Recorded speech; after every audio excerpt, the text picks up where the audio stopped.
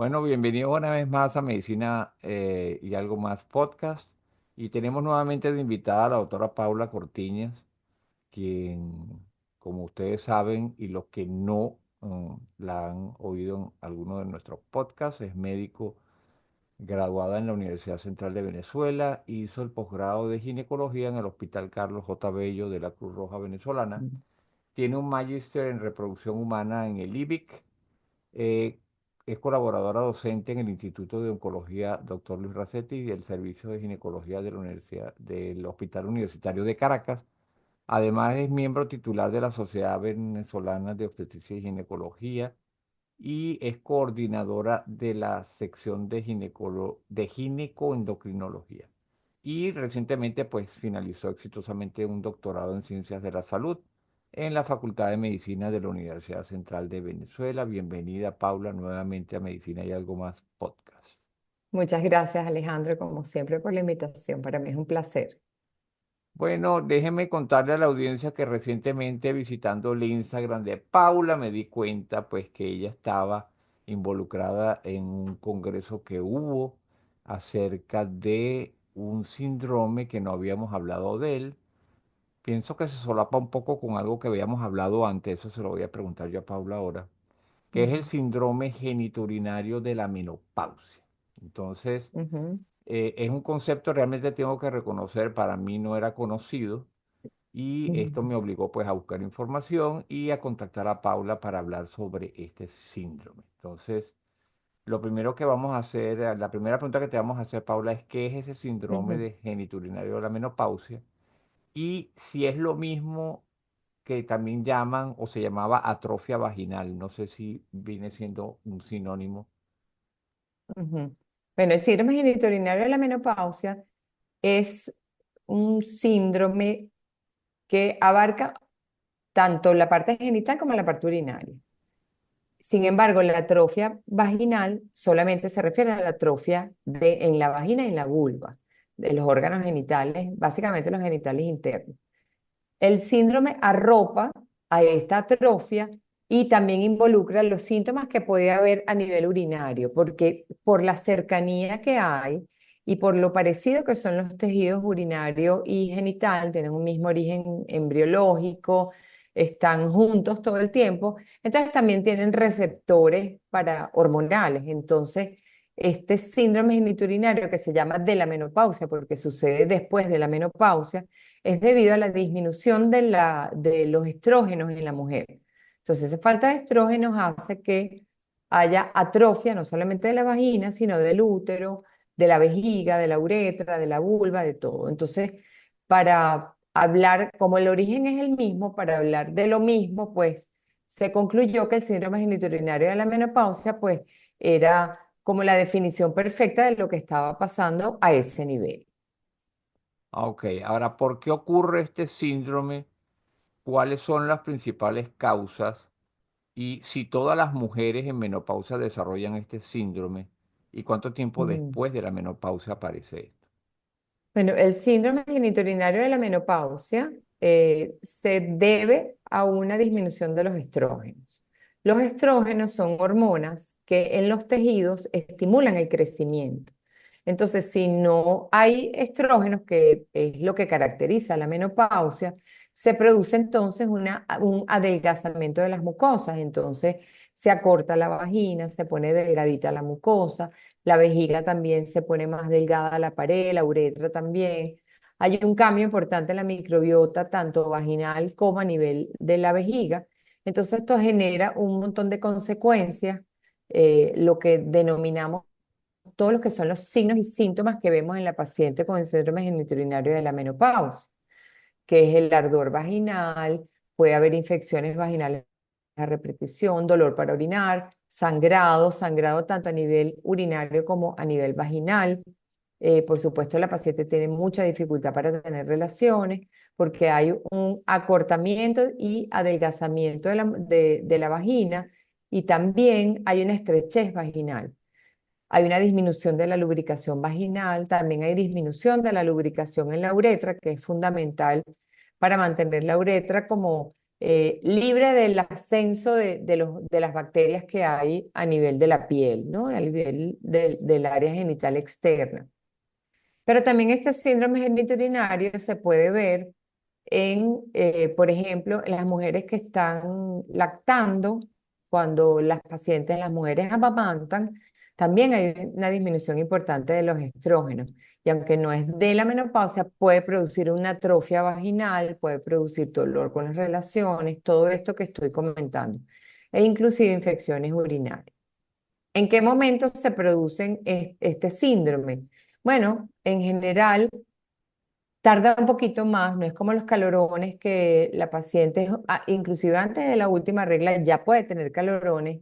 Esta sequedad vaginal o este síndrome genitourinario, que el signo más importante o el síntoma más importante es la sequedad vaginal o la atrofia vaginal, puede tardar inclusive 5 o 6 años en dar síntomas, ¿no? Todas las mujeres eventualmente van a padecer este síndrome, pero hay unas que lo padecen más que otras. ¿Quiénes se salvan de no tener el síndrome? Las que hacen ejercicio, las que tienen vida sexual activa, porque la actividad sexual de alguna manera mantiene el epitelio más grueso, porque, bueno, se va con el roce y la excitación y el orgasmo y tal, eso se vasculariza y es como una inyección de plasma rico en plaquetas cada vez que tiene relaciones. Y entonces esas mujeres tienen si hacen el síndrome genitourinario, lo hacen muy tardíamente. ¿Qué mujeres tienen mayor riesgo? Las que no tienen relaciones sexuales, las que no han tenido hijos, las que toman algunos medicamentos, por ejemplo, las pacientes con cáncer de mama, que les dan medicamentos para disminuir en cero la cantidad de estrógeno. Estas mujeres padecen mucho el síndrome genitourinario de la menopausia. Pacientes que han sido sometidas a tratamientos oncológicos, por ejemplo, en cáncer de cuello uterino, hay radiaciones que van directamente hacia la vagina. Hay una cosa que se llama braquiterapia, que se coloca dentro de la vagina un aparatico que emite radiaciones para tratar el cáncer de cuello uterino. Entonces, esas pacientes, por supuesto, se les suma no solamente el síndrome genitourinario, sino el daño actínico que genera la radiación. Entonces son mujeres que son mucho más propensas a tener el síndrome. Entonces, más o menos esta sería la distribución. Ahora, ¿cuáles son los síntomas más comunes? Y vamos a dividirlos así. Los síntomas vaginales y los síntomas urinarios, los más frecuentes. El síntoma vaginal más frecuente es la sequedad vaginal. La sequedad vaginal no solamente se manifiesta cuando la mujer tiene relaciones sexuales, sino inclusive las pacientes dicen que les cuesta sentarse, que cuando van a orinar y se limpian les molesta, entonces usan agua para limpiarse. El otro síntoma importante, el síntoma importante urinario son las infecciones a repetición. Es probablemente lo que sucede más asociado con el síndrome genitourinario de la menopausia. Pero hay algunas mujeres que tienen dificultad para orinar por esa misma sequedad que se produce tanto vaginal como a nivel de la uretra y de la vejiga. Entonces, pero uno ve muy frecuentemente que las mujeres después de la posmenopausia tienen un aumento de la frecuencia de las infecciones urinarias. Y esto las pone en peligro porque las infecciones urinarias, si son bajas, pues lo que genera es un poquito de molestia, pero puede haber ascenso de la infección a nivel renal y producir una pielonefritis, inclusive una sepsis. Esto es frecuente, por ejemplo, en las mujeres ancianas. Entonces, por eso es tan importante tomar en cuenta el síndrome genitourinario de la menopausia y hacer la prevención adecuada. Ahora, ¿cuál es cómo se diagnostica este síndrome? Y si se puede confundir no solamente con otras enfermedades, porque bueno, por supuesto, si se manifiesta como infecciones urinarias, se va a pensar que la mujer tiene una infección urinaria y nada más. Pues hasta ahí Claro, podría nada llegar el más. diagnóstico si la paciente cae en manos de una persona que no es especialista y no conoce el Claro. síndrome, pues. Entonces la cataloga solamente como una infección urinaria, pero ¿cómo se hace el diagnóstico? Si se puede confundir y sobre todo, si se puede, ¿qué diferencia hay? ¿Cuál es el límite para hablar del síndrome posmenopáusico y del síndrome Ujú. genitourinario de la menopausia? Bueno, están imbricados uno en otro. El síndrome genitourinario de la menopausia da en la posmenopausia. Lo que pasa es que da en la posmenopausia más tardía. ¿Cómo lo diagnosticamos? Primero vemos los cambios a nivel de la mucosa. La mucosa de la vagina se pone muy pálida, apenas uno la toca puede sangrar, inclusive se pueden ver como punticos de sangre cuando uno coloca el espéculo. A nivel vulvar hay una disminución del grosor de los labios mayores y menores. Inclusive los labios menores se ponen chiquiticos, chiquiticos. La uretra, uno puede ver que la uretra puede inclusive eh, meterse hacia la vagina, porque hay eso como un adelgazamiento y eso va absorbiendo todo y lo va poniendo como más pequeño, ¿no? Y es una vagina que no tiene secreciones, y si tiene secreciones son secreciones o infecciones vaginales, o sea, secreciones amarillentas, verdes, que no es lo que está relacionado con una vagina sana.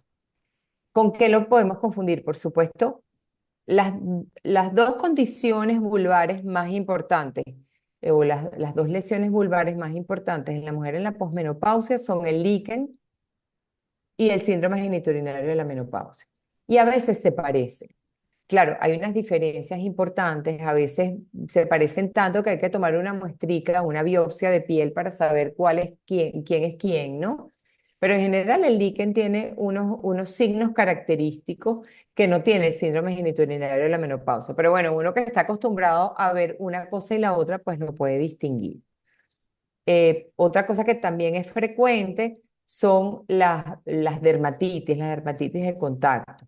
Pero esas son frecuentes en toda la vida de la mujer y no necesariamente se exacerba en la posmenopausia, pero puede ser un diagnóstico diferencial también, que es que cuando la vulva está en contacto con algún alergeno, puede ser una toalla sanitaria, puede ser una ropa interior yo qué sé, de alguna fibra muy artificial o muy licra, alguna crema, algún jabón, algo que haya estado en contacto con la vulva puede generar entonces una reacción y puede haber enrojecimiento, puede haber picazón, puede haber ardor, y eso pudiera simular un síndrome genitourinario de la menopausia. Pero uno ya está acostumbrado a ver las diferencias entre una cosa y otra. Pero a veces, pues, se pueden confundir y uno da tratamientos hasta que da con el problema, ¿no? O sea, que a veces el diagnóstico se hace en base a la respuesta al tratamiento.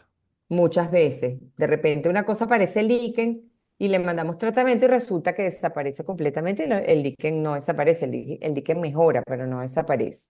La ventaja del síndrome genitourinario de la menopausia es que con el tratamiento adecuado revierte completamente, siempre y cuando no sea muy tarde, ¿no? No haya mucha atrofia, ¿no? Pero en general siempre hay una mejoría con el tratamiento. Ok, y entonces, ¿cuáles son las opciones de tratamiento disponibles? Bueno, hay varias opciones de tratamiento. Primero está la prevención, ¿no? Tratar la higiene de la vagina y de la vulva, sobre todo hacerla con jabones íntimos, con jabones sin detergentes, los llamados sin det, o que tengan un pH ácido. El pH de la vagina y el pH de la piel es ácido, entonces si ponemos un jabón muy alcalino puede alterar el pH y generar entonces lesión. Entonces por ahí ya comienza la prevención, ¿no? En el lavado, en el cuidado que tengamos con la zona íntima. Otra cosa importante es la nutrición, por supuesto, porque los tejidos obtienen sus ladrillos para construirse de lo que comemos. Entonces, si tenemos una buena alimentación, pues vamos a tener una buena piel y vamos a tener también una buena piel a nivel vulvar y una buena mucosa a nivel vaginal. Otra cosa que se recomienda como prevención es tener relaciones sexuales o por lo menos estimulación sexual, no tiene que ser con pareja, puede ser la mujer sola. Lo importante es mantener la zona con una buena irrigación sanguínea y eso se logra con estimulación, se pueden usar vibradores, se puede utilizar cualquier tipo de estimulación sexual a ese nivel. Después tenemos entonces los tratamientos. Los tratamientos se dividen en dos grandes grupos, que son los tratamientos con hormona y los tratamientos sin hormona. Los tratamientos con hormona, la hormona, obviamente, la que no tiene la mujer en la posmenopausia, que es el estrógeno, es el tratamiento de elección. Entonces, y es el mejor tratamiento, es el tratamiento que revierte de forma casi inmediata este síndrome genitourinario con la aplicación de estrógenos locales. Los estrógenos también se pueden tomar, o sea, pueden ser una terapia hormonal de la menopausia sistémica, pero solo los estrógenos locales también logran este efecto. ¿Cuál es el problema de los estrógenos? Que no todo el mundo puede usar estrógenos. Eh, por ejemplo, las pacientes con cáncer de mama, con cáncer de endometrio, pues hay, no es que está contraindicado completamente, pero bueno, no se recomienda, hay que evaluar bien el caso antes de hacer la recomendación. Entonces, bueno, los estrógenos tienen ese tema. La ventaja que tienen los estrógenos locales es que no se absorben a nivel sistémico, es decir, que actúan solo a nivel local. Entonces, esto nos permite un poquito más de flexibilidad a la hora de utilizar estos estrógenos. Si bien los estrógenos deben utilizarse en lo que denominamos la ventana de oportunidad terapéutica cuando se utilizan de forma sistémica, es decir, por vía oral o en geles transdérmicos, etcétera, los estrógenos que se utilizan por vía vaginal, que son cremitas vaginales, óvulos y anillos vaginales, no necesitan estar en la ventana de oportunidad terapéutica. Es decir, una paciente de 80 años perfectamente puede utilizar su estrógeno por vía vaginal. ¿Ok? Esa es una ventaja. Y después tenemos los tratamientos no hormonales. Esto lo pongo así como binario, pero no necesariamente hay que elegir uno u otro. Se pueden utilizar los dos en conjunto. Yo puedo usar estrógenos, pero también puedo utilizar el grupo de los hidratantes. Por ejemplo, los hidratantes vaginales, los lubricantes para las relaciones. Y después tenemos las otras cosas, ¿no? Hay gente que usa aceites, la vitamina D, el omega 7 que ahorita está de moda, el plasma rico en plaquetas y los exosomas que ahorita están un poquito de moda y ahí sí no hay mucha evidencia, que es el uso de exosomas a nivel vaginal. Y después tenemos lo que se llaman los dispositivos basados en energía, que es el láser, el IFA, que son ondas ultrasónicas que generan, todas estas basadas en energía lo que hacen es generar un daño térmico para estimular la regeneración del tejido. Entonces, al estimular la regeneración del tejido, hacen que la mucosa se ponga más gorda, ¿no? Después tenemos la silla de ondas electromagnéticas, que es muy útil sobre todo en pacientes que tienen incontinencia urinaria asociada al síndrome genitourinario de la menopausia, que también pudiera formar parte de uno de los síntomas, ¿no? Entonces tenemos una amplia gama de tratamientos y uno va como escalando, le va mandando a la paciente de repente primero un hidratante y vamos poco a poco y se pueden usar en combinación, o sea, yo puedo usar el estrógeno con el hidratante, con el lubricante y con el láser, por ejemplo. Entonces, depende de lo que la paciente necesite. Hay pacientes que solo con el estrógeno van bien o solo con el hidratante van bien. Una cosa importante con respecto a los hidratantes y los lubricantes es algo que ahorita está en boga porque se ha llamado la atención sobre la osmolalidad de todos estos lubricantes e hidratantes. La osmolaridad de algún elemento que nosotros coloquemos en la vagina no puede ser ni hipoosmolar ni hiperosmolar, es decir, tiene que tener una osmolaridad similar a la de la célula de la vagina para poder entonces lograr la hidratación de esa célula o de ese tejido. Porque si tiene una osmolaridad muy alta, va a deshidratar la célula y eso genera daño, genera ardores, genera molestia. Y si es muy baja la osmolaridad, entonces va a producir, va a ser más bien que se llene de mucho líquido esa célula y tampoco queremos que eso pase. Entonces, es importante, la OMS estableció que la molaridad de estos productos vaginales no debe exceder los 1.200 miliosmoles por kilo. En general, se recomienda que no pase de 600 y la mayoría de los productos con quienes las pacientes se sienten cómodas tienen entre 200 y 350 miliosmoles por kilo. Entonces eso es muy importante verlo en la formulación de las cremas que se utilicen, porque eso garantiza que la paciente va a estar bien, que sí va a haber una buena hidratación de las células de la vagina y que, por ejemplo, si lo usa como lubricante en una relación sexual, pues que no va a quedar con ardor ni molestia, sino que va a estar bien con el uso de ese lubricante. Y aquí yo quería hacer un poco de énfasis, Paula, con lo que tú dices y ese dato que estás diciendo tú en cuanto a la osmolaridad de los diferentes productos.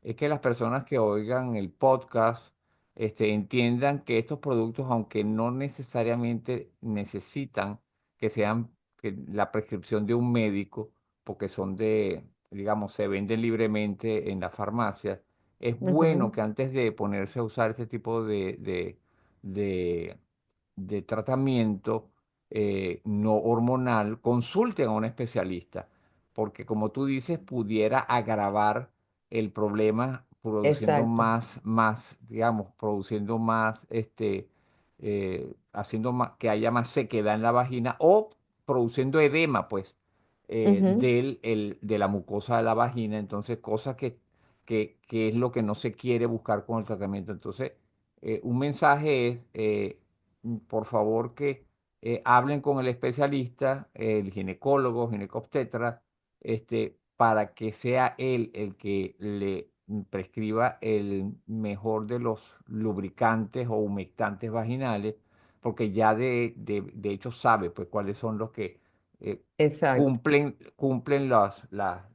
la estipulación que la OMS y la ciencia pues ha definido como los que Ujú. no van a causar daño. O sea, la idea es no causar Exacto. daño, es más bien traer beneficio y confort a la mujer que sufre esto. Pero ahora, por lo que yo estoy oyendo, Paula, surge la Ujú. siguiente pregunta. No hay manera de revertir este síndrome. Quiere decir, pregunto, quiere Mm. decir que la persona que desarrolla, la mujer que desarrolla síndrome genitourinario, va a tener esto toda su vida y va a necesitar tratamiento toda su vida o el Sí. resto de su vida.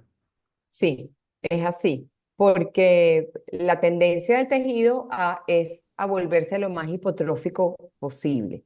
Recordemos que estamos viviendo cada vez más años, la expectativa de vida está aumentando a nivel mundial y entonces eso nos genera nuevos retos en medicina, nuevos retos, enfermedades que uno no sabía que existían, enfermedades que se pueden mejorar o agravar por la edad, por ejemplo, y en este caso el síndrome genitourinario, pues nadie le hacía caso, porque imagínese una señora que es abuela teniendo relaciones sexuales, ¿qué es eso? Y resulta que las abuelas se divorcian ahora, las abuelas viven mucho tiempo, las abuelas pueden tener novio, y entonces, y además no solamente por tener relaciones sexuales, sino por la calidad de vida que tienen esas mujeres, ¿no? Antes las mujeres aceptaban su sino de manera irremediable y la verdad que no vivían tanto tiempo. Ahorita las mujeres, bueno, y los hombres también viven más tiempo, entonces hay que adaptarse a estos nuevos tiempos. Es lo que denominamos tener una vejez funcional, que, que la vejez la tengamos con calidad de vida. Y la salud vaginal en la mujer, por supuesto, forma parte de la calidad de vida, definitivamente. Y que dicho sea de paso, la expectativa de vida en la mujer es mayor que la del hombre. Exacto. O sea que cargan más con este síndrome genitourinario por más tiempo. La mujer puede pasar 30, 40 años en posmenopausia. Eso es muchísimo tiempo y eso en los años 20 no sucedía, por ejemplo. Sobre todo las mujeres, si no se morían de parto, se morían de otra cosa. Entonces la expectativa de vida ha mejorado mucho con las vacunas, la atención de los partos en los hospitales, la llegada de los antibióticos, un montón de cosas ha hecho que vivamos más tiempo. Entonces tenemos nuevos retos al vivir más tiempo y bueno, estamos afrontando esos nuevos retos me parece que de manera adecuada. ¿No? Y además, este era un tema, ni hablar en el siglo pasado hablar de este tema, porque este era un tema tabú, pues como todo lo relacionado al sexo. Entonces, hablar Exacto. esto abiertamente era un pecado prácticamente, o sea, eso era, y entonces no había con quién hablarlo, la mujer no tenía con quién hablarlo, No, no podía pues, buscar ayuda, porque esto también, y dicho sea de paso, además del tratamiento que tú has dicho, parte del tratamiento importante es el soporte emocional. Y de Absolutamente. eso vamos a hablar Ujú, después, porque eso, vamos a hablar un poquitico después sobre eso, porque es parte importante del arsenal terapéutico que necesita, porque por todo lo que significa emocionalmente lo que trae este síndrome. Pero había una pregunta que te iba a hacer antes. ujú, Y tú mencionaste la prevención. Entonces, ¿se puede prevenir el síndrome? Entonces, yo tenía que, para preguntarte, ¿el estilo de ujú, vida puede cambiar o retardar la aparición del síndrome o mejorar el síndrome? Los cambios de alimentación, tú los mencionaste, los ujú. probióticos Los vaginales, por ejemplo, prebióticos. Ujú, ejercicios como el ejercicio de Kegel o la actividad exacto. física en sí, estamos hablando, no La ejercicio actividad físico, física la también. actividad Ujú. física. Háblanos sobre eso un poco. Sí, porque todo lo que aumente, a ver, la actividad física genera un aumento de la frecuencia cardíaca y además trae consigo una vasodilatación de los vasos sanguíneos, es decir, que los vasos se abren para llegar a todo el cuerpo como un mecanismo de disipación del calor que bueno, cuando uno hace ejercicio, pues uno genera calor interno. Entonces, esta vasodilatación se produce en todos los órganos del cuerpo y por supuesto la vagina no está, la vagina y la vulva no están exentas. Entonces, esa vasodilatación que hay ahí hace que la sangre llegue a los puntos más remotos del cuerpo y entre ellos la vagina. Entonces hay una mejor vascularización de la vagina y entonces hay más secreciones, hay más proliferación a nivel de esa mucosa. Hablando de los temas tabú, una de las formas de prevenir es lo de la actividad sexual. Por eso el soporte emocional también es importante, porque las mujeres llegan a la consulta, primero que no hablan de sexo. Uno es el que les pregunta si tienen pareja, si no tienen pareja, si tienen relaciones, si les provoca, si no les provoca. Entonces la mayoría no les provoca. ¿Pero por qué no les provoca? Porque les duele cuando tienen relaciones. Entonces, como no hablan del tema, no saben que hay lubricantes, que hay hidratantes, que hay muchas cosas que se pueden hacer. Sin embargo, las mujeres que tienen una actividad sexual, porque siempre la han tenido así, una buena actividad sexual, tienen menos síndrome genitourinario. Entonces, de alguna manera, pues hemos concluido que esta es una forma de prevenirlo.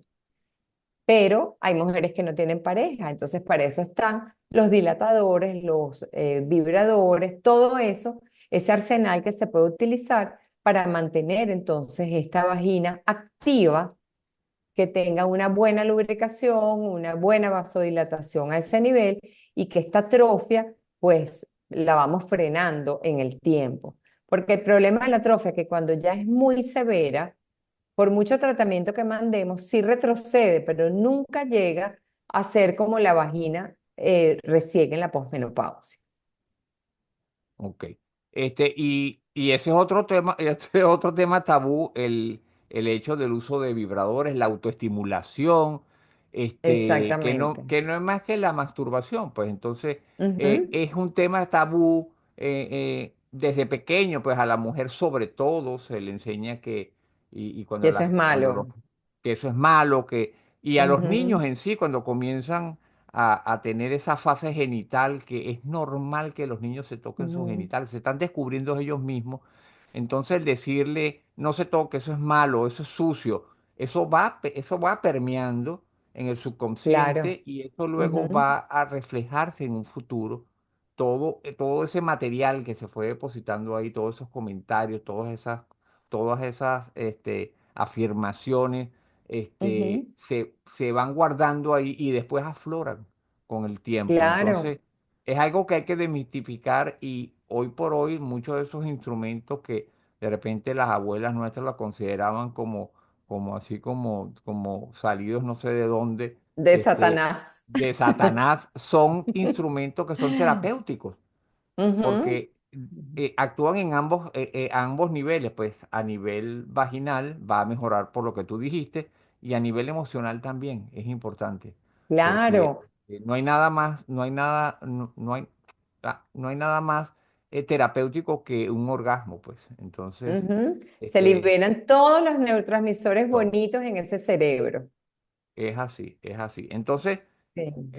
ahora dime, ¿qué complicaciones pueden surgir si la Ujú. persona no acude al médico, a su médico, o habla sobre el tema y no se trata el síndrome de genitourinario de la menopausia, y si afecta la función, bueno, ya dijiste que Sí, sí afecta afecta la la función función sexual, sexual. Ujú. y, y además de eso, ¿qué pasa si hay sangrado durante las relaciones sexuales? ¿Qué le dices tú a tu paciente para que no haya pues un sobresalto en ese momento y se vea como algo que va a poder suceder, va a suceder, pero en la medida que cumpla con con el tratamiento, pues eso a lo mejor va a ser menos frecuente. Pero ¿qué complicaciones hay si la persona no consulta al médico?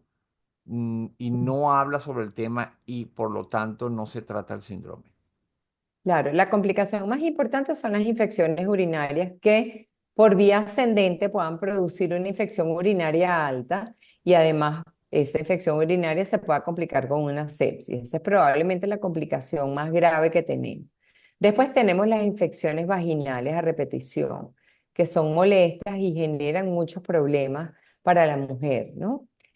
El sangrado es otro, porque no solamente la mujer puede sangrar con la relación sexual, puede sangrar con cualquier esfuerzo. Hay mujeres que van a la consulta y dicen, ay doctora, cargué unas bolsas y de repente sangré. Y resulta que lo que les sangra es la vagina porque el esfuerzo generó una tensión en la vagina y la vagina está tan delgadita que se rompe. Entonces, todo eso hay que trabajarlo porque hay mujeres que no le dan importancia porque dicen que no tienen pareja, que ya no tienen relaciones, pero es que eso va más allá de las relaciones sexuales. La salud vaginal genera cambios en la calidad de vida importantes en las pacientes, más allá de la relación sexual.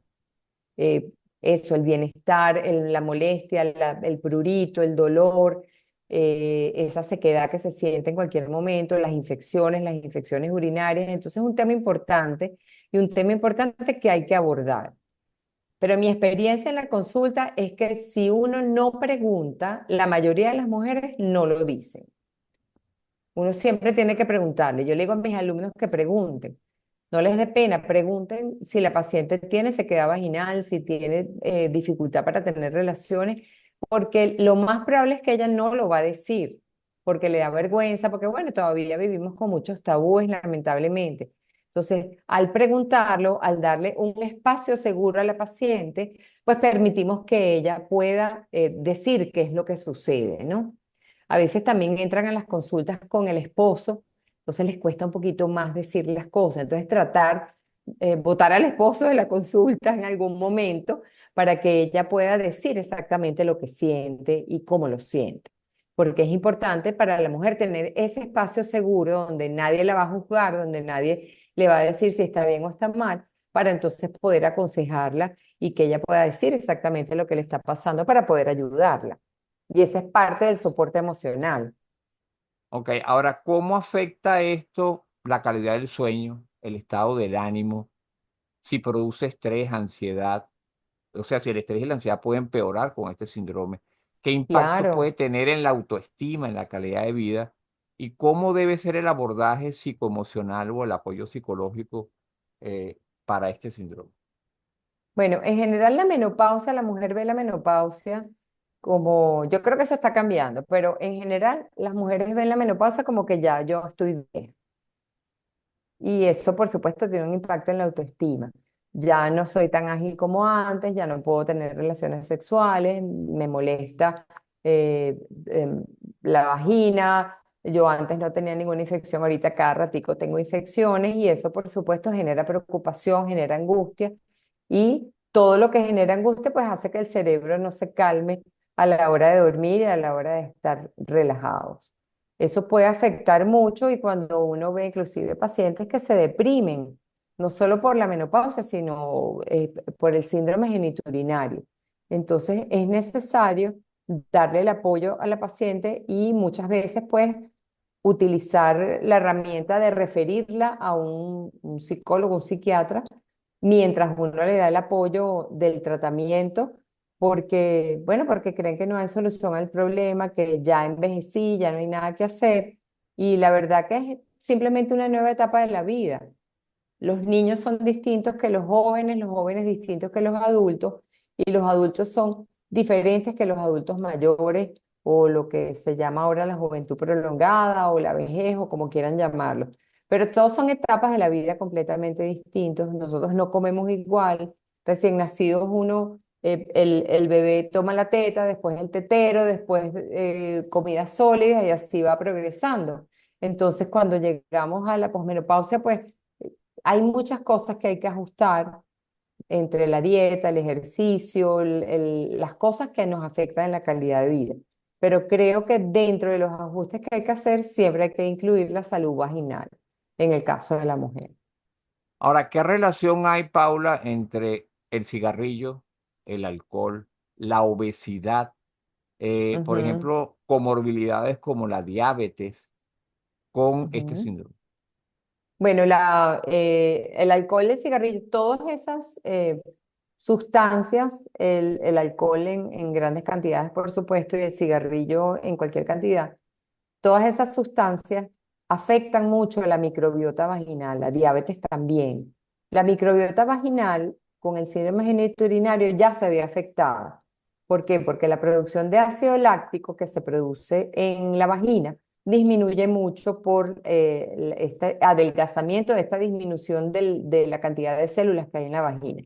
Entonces, la falta de ácido láctico hace que la vagina, que es ácida y que tiene la población predominante de la microbiota son los lactobacilos crispatos, pues que empiecen a crecer cualquier tipo de bacteria que esté por allí. Por ejemplo, en los diabéticas es muy frecuente la candidiasis, que son los hongos a nivel vaginal, porque se produce un aumento de la oferta de glucosa a nivel vaginal por ese exceso de glucosa que tiene la diabetes y tienen tendencia a tener más infecciones por cándida, ¿no? Y por supuesto, esta infección produce muchísima lesión a nivel genital, mucho dolor, prurito, molestia, se producen inclusive unas fisuras a nivel vulvar que son bien molestas para la paciente. Entonces, las pacientes diabéticas uno tiene que estar extra pendiente de la salud vaginal. Y por supuesto, las mujeres que fuman, se ve mucho en las obesas porque casi todas las obesas pues tienen algún problema con el metabolismo de los carbohidratos y eso genera entonces infección. En las mujeres muy delgadas también, porque los estrógenos que se producen en la mujer después de la menopausia vienen de la grasa. Entonces, si están muy flaquitas y tienen poca grasa, pues la oferta de estrógeno es muy bajita.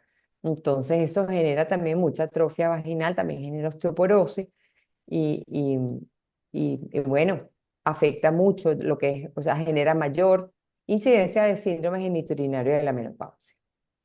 Ahora hablemos un poco sobre embarazo y síndrome genitourinario, En el porque, embarazo, ajá.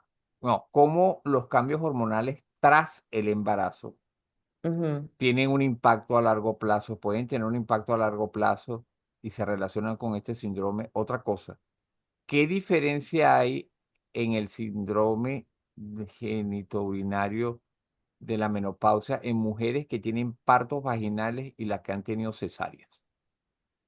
En general es más frecuente en las mujeres que han tenido cesárea, porque las vaginas son más pequeñas. Entonces, si tenemos una vagina estrecha y corta, pues se va a estrechar y a cortar mucho más. Entonces, la paciente pues lo siente peor.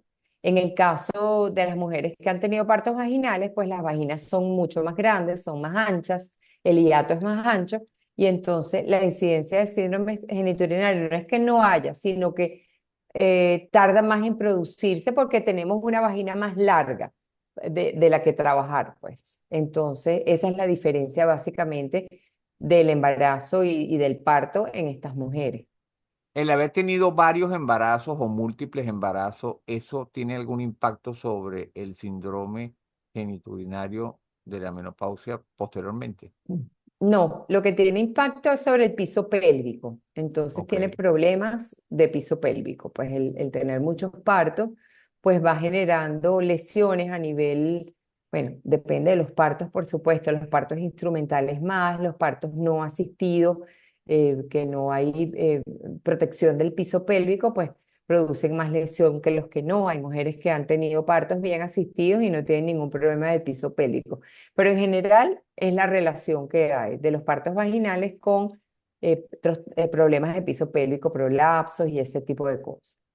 Ok, ¿cuándo es necesario acudir a un especialista? ¿Cuál es el especialista que debe ver la mujer que tiene este problema? ¿Y qué importancia tiene el acudir a este? Bueno, el síndrome genitourinario de la menopausia es de tratamiento multidisciplinario. Depende del síntoma, ¿no? Pero en general estamos involucrados los ginecólogos, los ginecoendocrinos y los urólogos. Los urólogos tienen un papel fundamental porque necesitamos también descartar algunas patologías urológicas que pudieran estarse presentando concomitantemente con el síndrome genitourinario. Otro especialista que también es importante en el abordaje es el dermatólogo, porque tenemos que descartar a veces condiciones dermatológicas que pueden simular el síndrome genitourinario de la menopausia a nivel vulvar. Entonces, ahí el dermatólogo nos ayuda mucho, ¿no?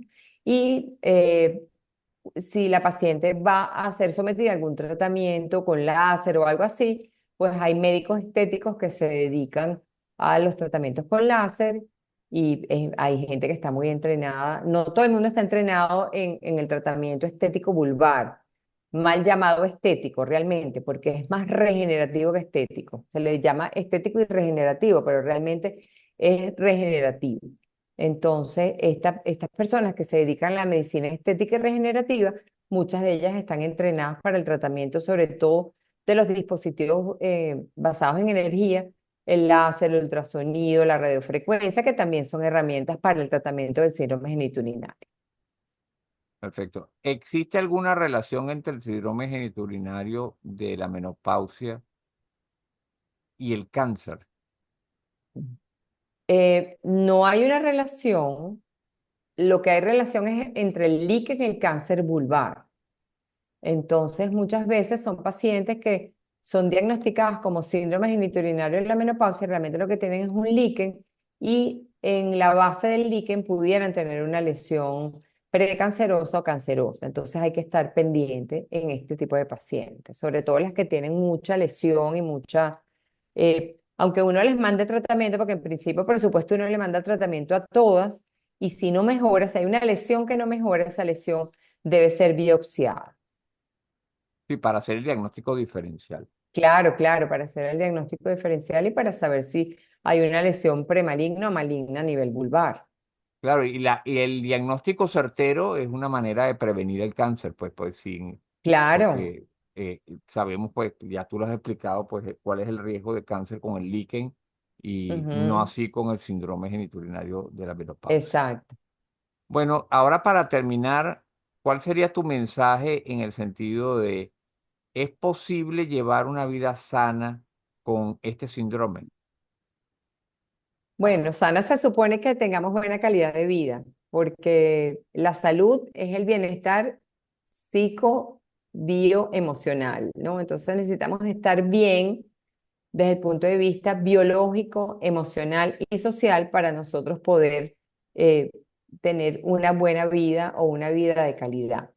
Y parte de esa calidad tiene que ver con el síndrome genitourinario, pues si la presencia del síndrome genitourinario merma mucho la calidad de vida de las mujeres. Entonces, creo que es algo que debe ser atendido, que debe ser atendido sin tapujos, sin tabúes, para poder entonces abordarlo. Entonces, la invitación es a las mujeres a que primero traten de prevenirlo, que siempre la prevención es la mejor cura de las enfermedades y que asistan a su ginecólogo, que probablemente nosotros somos el primer encuentro con la mujer y nosotros podemos decidir si requerimos alguno de los otros especialistas, que la mayoría de las veces los requerimos, para entonces abordar el problema, identificar a ver si hay el problema y tratarlo de forma oportuna para no llegar a este punto de no retorno que nos hace difícil el tratamiento de este síndrome. Sí. Y recordar que parte de la prevención es la consulta Ujú. al especialista. O sea, se debe considerar como parte de la prevención, no solamente lo que hablamos de ejercicio, alimentación, buena calidad de sueño, etcétera, sino el consultar, por lo menos ir a su ginecólogo como mínimo una vez al año, como mínimo, y Exacto, ante sí, cualquier sintomatología, no ir a Google o hacer caso de cualquier, de muchísimos de estos charlatanes que en la actualidad hay y tenemos por cantidades en sí, las redes en sociales Instagram. Ujú. y en Instagram, sino que ir a fuentes confiables. Y fuentes confiables son sus médicos. Acudan a sus Exacto, médicos y escuchen pues los podcasts que sean también, tengan fuente confiable, porque muchas veces la mala información puede hacer que se retarde el diagnóstico el y que diagnóstico. surjan complicaciones, pues. Claro que sí, el mensaje es bien oportuno. Creo que por ahí salió que el 80% de la información que sale en las redes sociales es dada por personas, primero que no son, que no tienen alto nivel de evidencia, y por personas que no están capacitadas para dar la información. Entonces es importante tomarlo en cuenta, porque pareciera que porque salen las redes es la verdad absoluta y eso no es así. Sí, eso es bien importante. Ujú, Y recientemente, o sea, recientemente te voy a decir sinceramente, hoy estuve buscando porque yo en eso yo soy muy curioso y yo encontré una cosa que se llama, Paula, que se ujú. llama el sesgo de la confirmación. Y el sesgo de la confirmación es una tendencia cognitiva y es buscar o interpretar información de manera que confirme lo que ya creemos, Exacto. ignorando Ujú, lo que contradice lo que nosotros creemos. Entonces, consiste que buscamos y leemos cosas como para reforzar nuestras ideas, pero ahí exacto. digamos, el kit de la cuestión es que uno tiene que pensar es, háganse esta pregunta, ¿puede ser que yo esté equivocada? Entonces, si es así, bueno, déjame buscar otras fuentes. Entonces, Ujú, de esa manera, yo voy a desprenderme de ese sesgo que tengo. Y por otro lado está lo que se llama, que yo encontré, que es esto bien interesante, que se llama WYSIATI en inglés, que es como diría, o sea, se diría es what, what, what I see is there is, o sea, lo que sí, lo que yo sé es lo que hay, lo que existe.